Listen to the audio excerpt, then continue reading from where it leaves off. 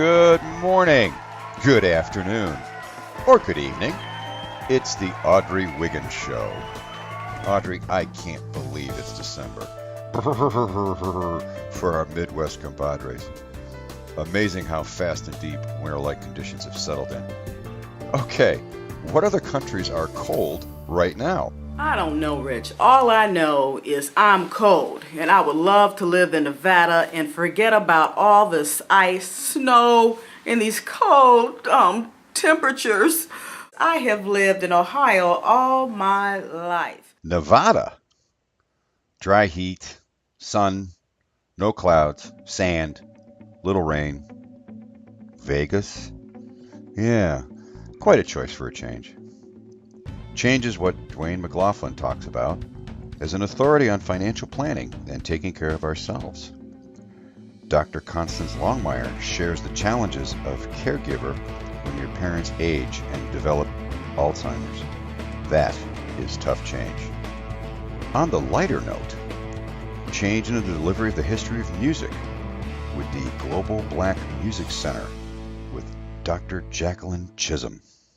Yes, this week's guests are bringing change home, but for now, let's see what comedian Mike Jones has for us. You as a police officer, my man, I'm not going to pick on you. I just want to ask you a question, just to see if you're honest with me. Why do y'all pick with us in the cars for no reason when we're not doing nothing wrong? I mean, I'm pretty sure I'm speaking for everybody here. Why do y'all do that? See, that's why they clapping, because we all want to know. We're just one big family up in here. Just, please tell me why y'all do that. Just don't pick on anybody for no reason. Okay, just you don't pick on anybody for no reason at all. See, you know what? I'm glad you said that because I got a friend back home. He's a police officer. His name is Maurice. We call him Mo. I asked him, I said, Mo, why do y'all pull us over for no reason? This guy said, Mike, half the time we ride around in these squad cars, we don't see no action throughout the day. We like to pull y'all over to scare y'all when you turn the lights on. And I got to thinking, he telling the truth. How many of y'all ever been minding your business driving your car? You in the slow lane, got the seatbelt on, got the car on cruise control, police turn them lights on, what's the first thing happen? Your heart start beating all fast. Then you start talking to yourself about stuff you ain't even did. You like, why he pulling me over? I ain't did nothing wrong, I got my seatbelt on, got the car on cruise control. You so busy looking at him in the rearview mirror, you done drove up on the sidewalk, now you think you drunk.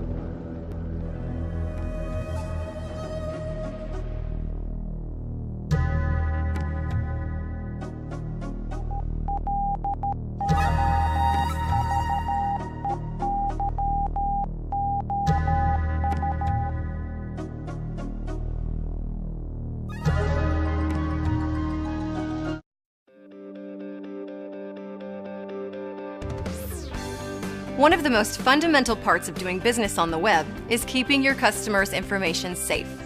Fear of hacking and other security breaches still makes a lot of people jittery about disclosing their credit card numbers and other private information online, like their home address and telephone number. And if they suspect that it could be compromised when they make a transaction on your site, they're going to take their business elsewhere. That's why you need an SSL certificate for your website. SSL certificates protect credit card transactions, customer data, and user logins with virtually unbreakable 256-bit encryption and 2048-bit key size. Strengthen your reputation so you can increase sales and gain new customers. Get your SSL certificate today. Thank you again for tuning in to the Audrey Wiggins Show. We're here with Dwayne C. McLaughlin, and he has over 20 years in the communications industry as well as being a financial expert, and he does quite a few things. He's a serial entrepreneur. It's glad to have you here today, Dwayne. So Dwayne, let's start off and tell us about your communications career, speaking, and that's how we met, you being a speaker, as well as your financial literacy. Well, first of all, speaking, I have a degree in communications from John Carroll University, national known for its excellence in the communications field.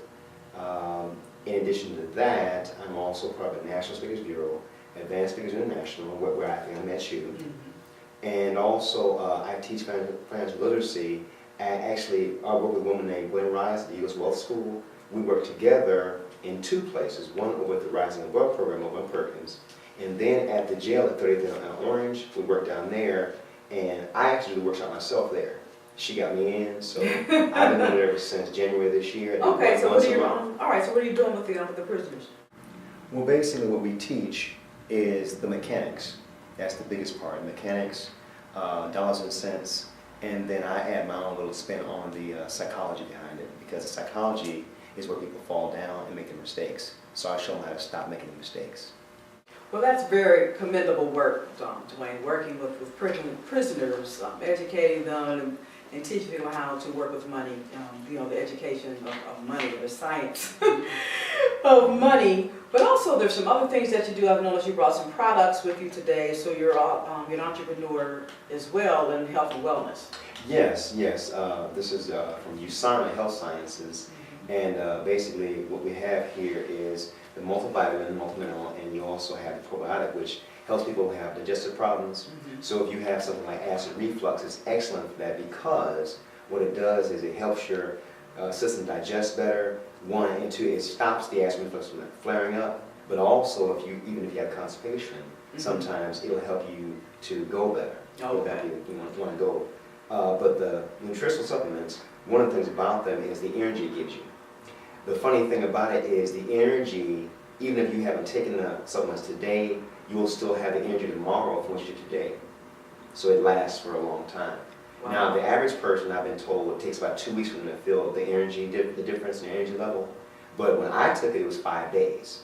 So I was very surprised and shocked. I was like, oh my, wow, this is really good. So I called the guy right back, I said, what's in that? And he told me, I said, can I buy that? He said, sure. And I started buying it, and I've been buying it ever since. I'm using it. So what's in it? Well, everything that's in there is all natural. They have their own farms where they actually raise the plant products that are used to make the supplements. And of course, they don't have pesticides. Okay, which if you have pesticides, what you understand is pesticides on the plant products, when they're harvested, you're actually getting those pesticides in you in the supplements. Ours don't do that. Okay. So they're different in that respect. But also they're formulated a certain way, so after a half hour, they dissolve. Some supplements, unfortunately, like some that are nameless, that are out there, when you take them, they don't dissolve. They actually go through your body and come out waste products. Wow. Okay. So these dissolve completely a half hour after you take them, completely in your digestive system. So. Well, that's fantastic. So you're getting that, getting the proper use, or the proper proportions, I should say. Exactly. Do you have anything else before we wrap up? Just basically let you know I also do interview coaching. Okay. Yes, I remember one of those stories. Yeah. Well, it's interesting because what we're finding out now is that people out here nowadays in the job market, if you've been working for the same company 25, 30 years, or sometimes 15 years, when you're downsized now, you come out here, you have no idea what's going on because it's crazy out here. And people are afraid. They have no idea what they're going to do, how they're going to bounce back. So I coach them to not feel threatened, not feel, all nervous when they want to interview, and actually be themselves, be more authentic, and actually be a real person, but someone who has the ability to, manage it and let them know, okay, these are my skills, these are my strengths, and this is who I really am.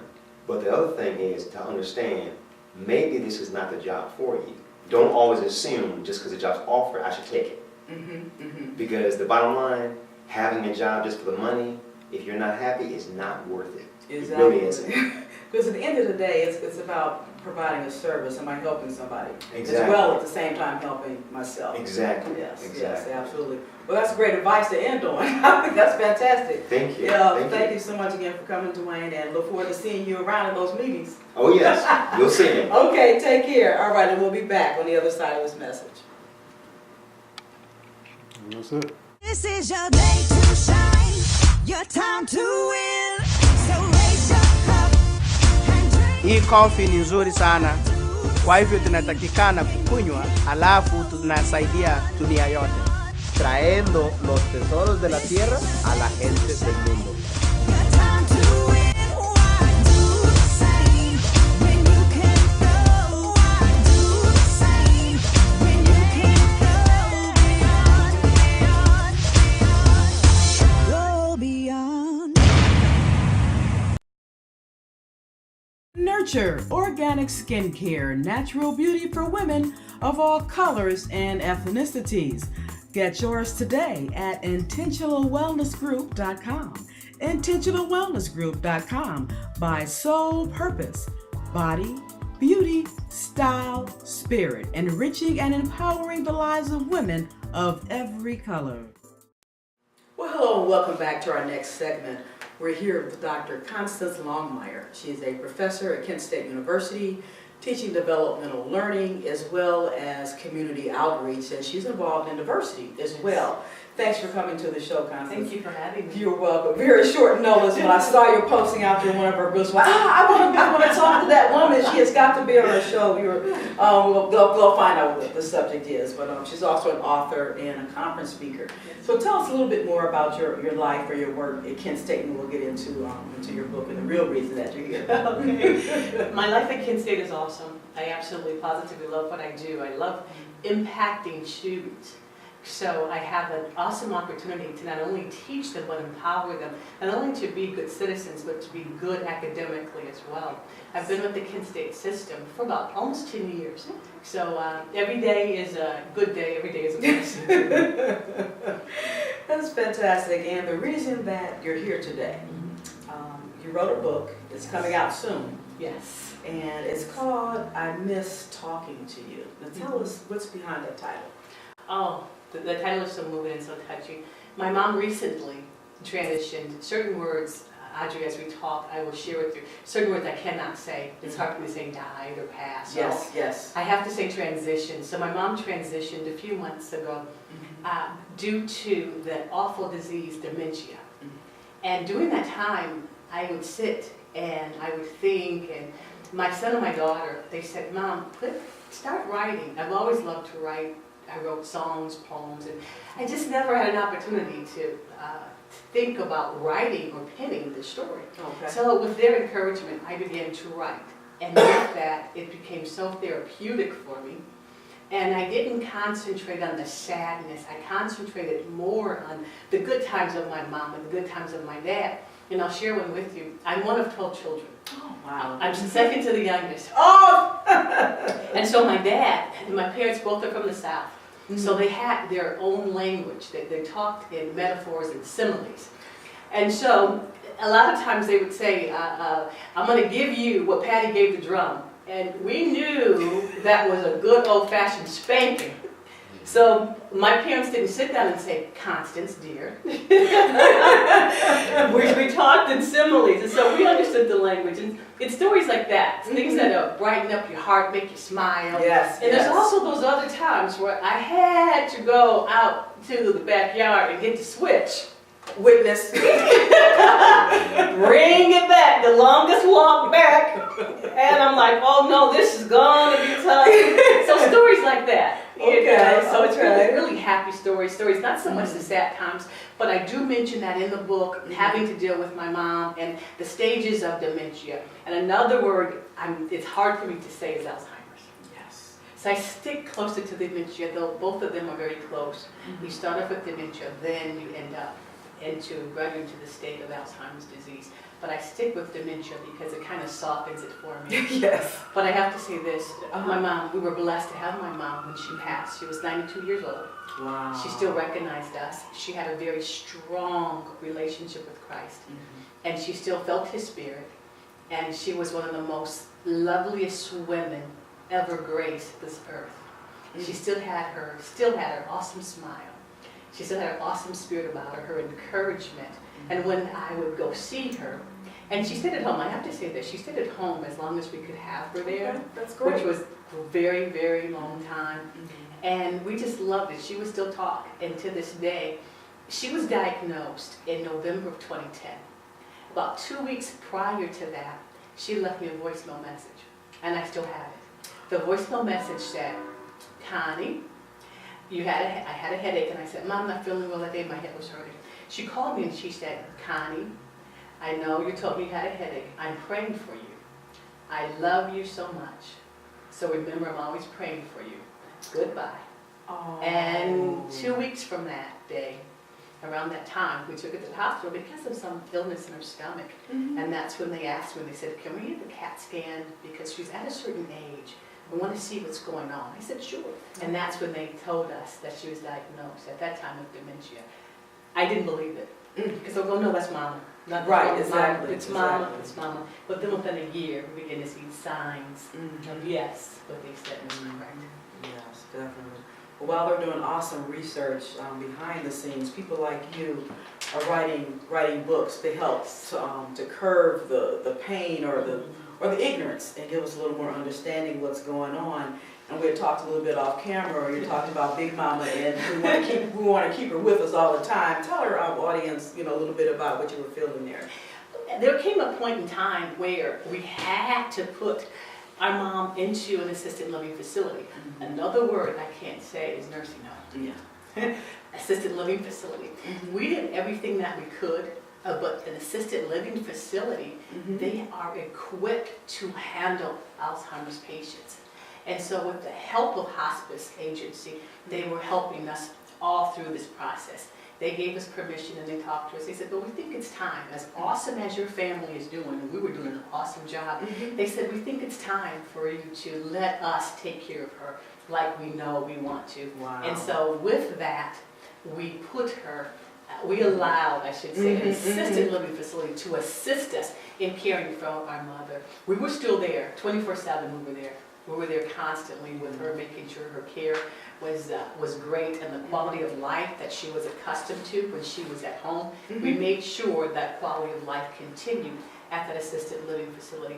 And it's okay if someone is going through a debate in their mind or with their family, should I put my loved one in an assisted living facility?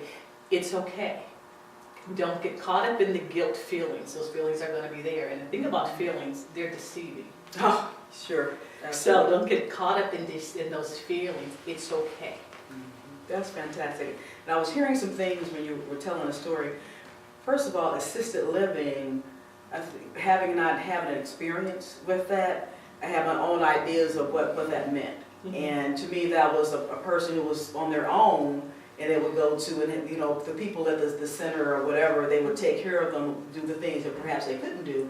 But this, you put a whole nother, educated me just in right here of what that really means. And they are really assisting people at whatever different stages of life. Absolutely. And then the family is there, of course, to make sure, there to make sure these things happen. So we just don't turn our loved ones loose. Absolutely, absolutely. And it's very important. Once you do allow an assisted living facility to assist you in caring for your loved one, please show up. Yeah.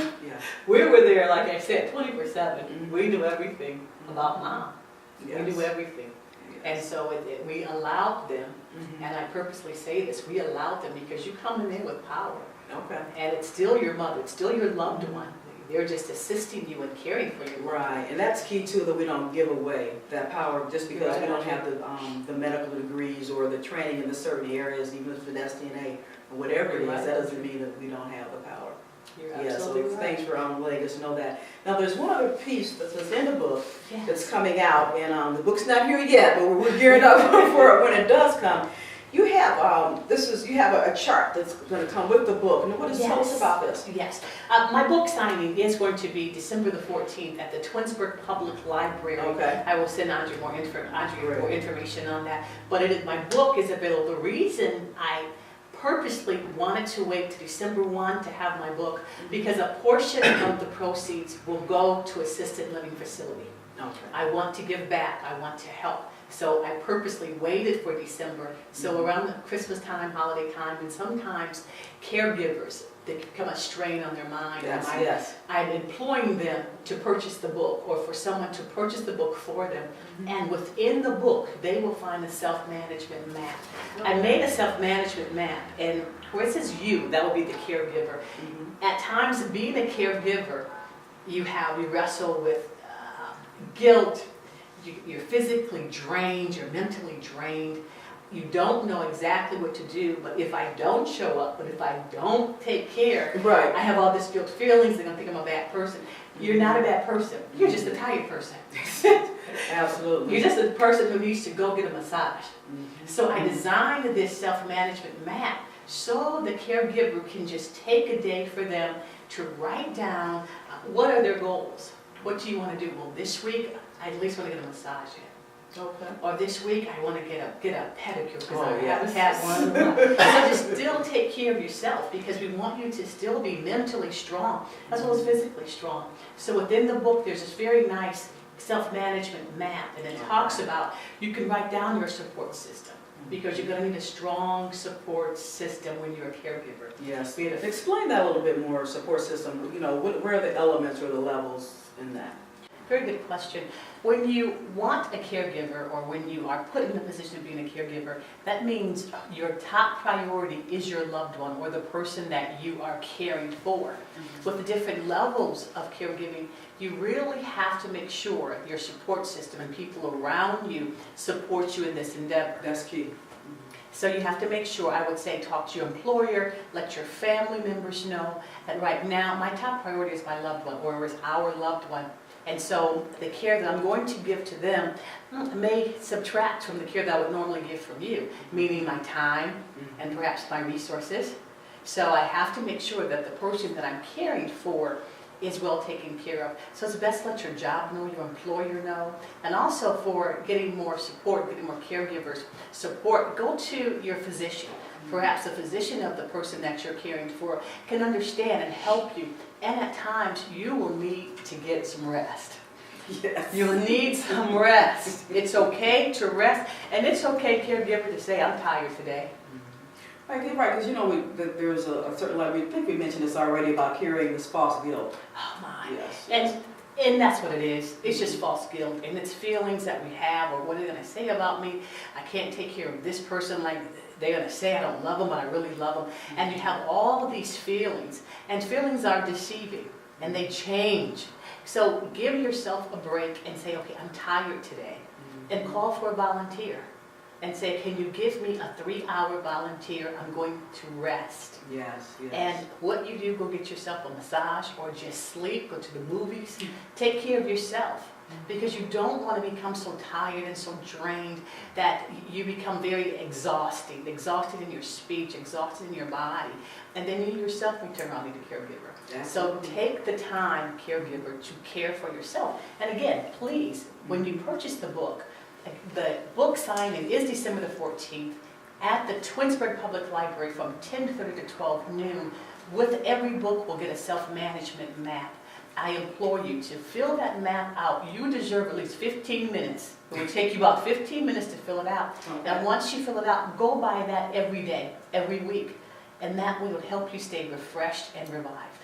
Absolutely. Well, thank you, Dr. Longmire, for Thank coming you, by. Audrey. It's Short been awesome. notice, but what Awesome. you had was a huge topic, Awesome. and I just really wanted you to share. Thank you for allowing me to share. Yes, definitely, and and my condolences, to you for the Thank you. transition. Thank you. of your Thank mom. you so much. Yes, Thank yes, you. yes. I'm an orphan now as well, so no daddy or mommy. Oh but my. be that as it may, we have family and we have friends, and we say our support system. Absolutely. You now you have me. And I have you. Yes. All right, so take care. and you Okay, guys- thank you for having me. Yes, you're welcome. So don't forget about Dr. Longmire's book signing. We'll be posting information out there to remind you. And if you are a caregiver, get some care for yourself. Take care.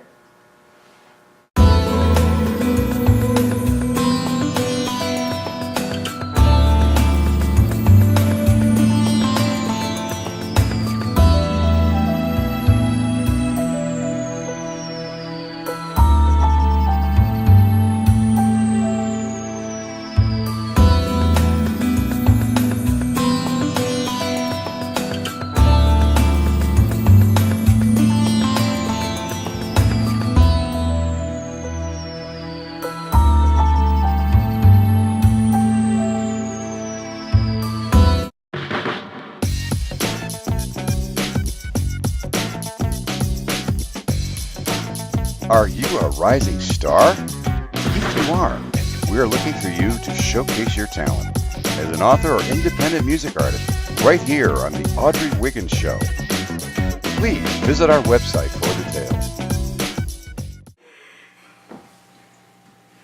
We're back from our break, the Audrey Wiggins Show, in case you've just joined us. And our final guest today is Dr. Jacklyn Chisholm. And she's going to be talking to us today about a special project that's going on around music, black music, global black music, the Global Black Music Center. Absolutely. But Dr. Chisholm, thanks for taking the time out to be with us today. I'm excited to hear about what you're doing and what you've been doing. And when I first asked you for the interview, I had no idea this is what the subject is going to be about. But, you know, this Ph.D. lady, you know, making a difference in the community. But tell us about the center a little bit. Right. Well, first, let me thank you for the opportunity. Yeah, absolutely. You're welcome. You know, it's such a wonderful surprise. The Global Black Music Center is going to talk about the history of music from Africa around the world. And the tagline is, we're going to talk about the origins and the evolution of music. Now, you said evolution. Now, what's that degree that you have in? And psychological anthropology. Anthropology. Okay, absolutely. Yes, but Dr. Chisholm, but how were you chosen? I don't want to get off the subject because this is the museum. I think the center is very important and very key. I think and pivotal in the change of where we're going in the 21st century. So I'm very excited about that. But how did you get there? How did they find you? God knows. And as we were talking before, and truly it is God knows. Yes. I was working at the Rock and Roll Hall of Fame as Vice President for Planning and External Affairs. And I got a call one day from this guy who identified himself as a real estate developer from Atlanta. And they were interested in coming to the Rock Hall just to visit. And that wasn't unusual because the Rock Hall gets calls like this 2 or 3 times a year from people all over the world who wanted to put a music museum together. And Rock Hall is considered one of the premier music museums. So a lot of people want to come and see it. Yeah. So I was a person who normally got those calls and made the arrangements for the meetings with the senior staff, the presidents and the vice presidents. So I didn't think anything about it. So when he and I were talking, and he's telling me about the plan for it and what it's going to do, and I'm getting excited. And in the middle of it, he says, "What would it take to get you to come and run it?" I'm like, what? You know, I almost dropped the phone. And I took the phone away from my ear. I looked at it because I'm thinking, now who would play a joke like that? Right, yes. And then I said, "I'm sorry." I put it back and said, "I'm sorry, could you repeat that?" And so he did. And he said, "I know this is a surprise to you, but let me send you some information." So that's how it started. He found me. Wow. And I keep reminding myself of that as I go through this process. So the center, as I said, we're going to trace the history of this music. It starts in Africa. The former president of the Rock Hall, his name is Terry Stewart. Terry would open many of his presentations with rock and roll music begins with the drum beats of West Africa. That's powerful. And there's a river of music. And there's a river of music. Okay, so I heard that. Wow. And that was what resonated with me when I worked at the Rock Hall.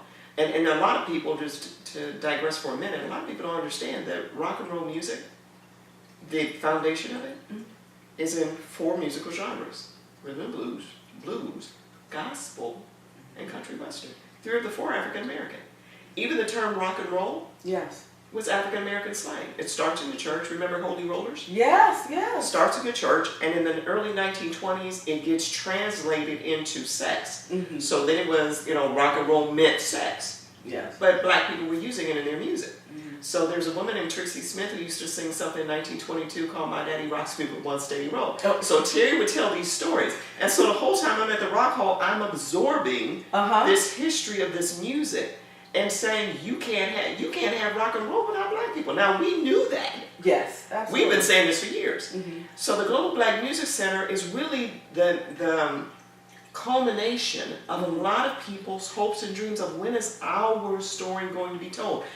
Were it not for the music being created in Africa, and before we even get to that, evolution, if it is true what they're saying about it starts in Africa, then all music is African derived. All music. That's right. All music. Yes. And so we want to tell that story. because no one else has. And it's time. That's right. You Yes, know, it is. we've been futzing around with it for years. It's time to tell that story. Yes, and Atlanta is the best place. We Oh my were kind of gosh. talking about that a little earlier. Exactly. Atlanta's the best place. There are right now, three places where music is centered. New York, of course, LA, and South is Atlanta. Southern hip hop. When that started, and I think it was the early or mid 1990s, when it started there, they became a hub. You've got Tyler Perry down there. You've got so many things happening in Atlanta. It makes sense. Where else to tell the story? Plus, you have the civil rights movement that comes out of Atlanta. Yes, yes. You know, so there's so many things that make sense for it to be in Atlanta. Yes. And plus, we had James Brown. Oh my gosh, yeah. Oh, you got James Brown, you got Gladys Knight, you got, Oh, yeah. my goodness. There have been Yes. a number of people down Yes, there. absolutely. For Dr. Chisholm, I just want to thank you so much for coming here today and allowing us to come to your place. You're all such a humble, beautiful person. God bless you on this new endeavor. Thank you, I appreciate it. Yes, absolutely. And we'll see you next week.